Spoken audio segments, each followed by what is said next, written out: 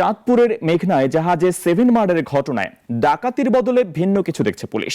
বলছে শুধু লুটপাটের জন্য গলা কেটে একসঙ্গে এতগুলো মানুষকে নৃশংসভাবে হত্যার ঘটনা অস্বাভাবিক।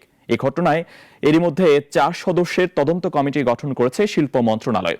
স্বজনদের দাবি এটি পরিকল্পিত হত্যাকাণ্ড। ডেস্ক রিপোর্টে দেখব আরো বিস্তারিত। জাহাজে সারসহ কোনো কিছুই খোয়া যায়নি।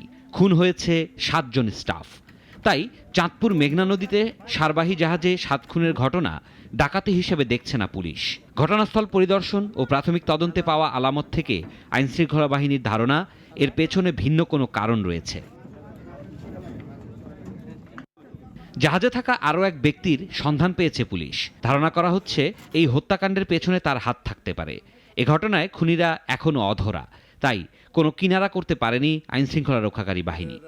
এখন পর্যন্ত যেটুকু বিশ্বাস বা আমরা যতটুকু পুলিশি এক্সপিরিয়েন্স দিয়ে বুঝতে পারতেছি, তাতে মনে হচ্ছে যে হত্যাকারী পূর্ব থেকেই জাহাজে ছিল এবং চেতনানাশক বা ঘুমের ঔষধ খেয়ে অজ্ঞান করে তাদেরকে অত্যন্ত নির্মমভাবে এবং নৃশংসভাবে দেশীয় অস্ত্র দ্বারা হত্যা করা হয়। এরই মধ্যে 7 জনের নিথর দেহ নিয়ে স্বজনরা বাড়ি ফিরেছেন। তার আগে ময়নাতদন্ত শেষে পরিবারের সদস্যদের কাছে পুলিশ লাশ হস্তান্তর করেছে। সঙ্গে জেলা প্রশাসন নিহতদের প্রতি পরিবারকে লাশ দাফনের জন্য আর্থিক সহায়তা দিয়েছে। একটা চাঞ্চল্যকর মামলা হিসেবে আমরা এটাকে ট্রিট করছি এবং সেটা যাতে দ্রুত আমরা এটার তদন্ত বলেন বা চার্জশিট বলেন সেটা যাতে আমরা এজেন্সিগুলো দিতে পারি, তাদেরকে আমরা রিকোয়েস্ট করেছি। এদিকে হত্যাকাণ্ডে জড়িত অভিযুক্তদের গ্রেপ্তারের দাবিতে সরকারকে আলটিমেটাম দিয়েছে নৌযান শ্রমিকরা। সবাই নাক চক্ষু কান খোলা থাকবেন, কখন কি নির্দেশনা আসে। কারণ আমার ভাইদেরকে যেভাবে মর্মান্তিকভাবে আসলে জবাই করে হত্যা করেছে, আমার এই মেরিন লাইফে মনে হয় এটাই প্রথম। আমি এই জাতীয় নজিরবিহীন ঘটনা দেখি নাই। এটা আসলে কি ধরনের ডাকাতি।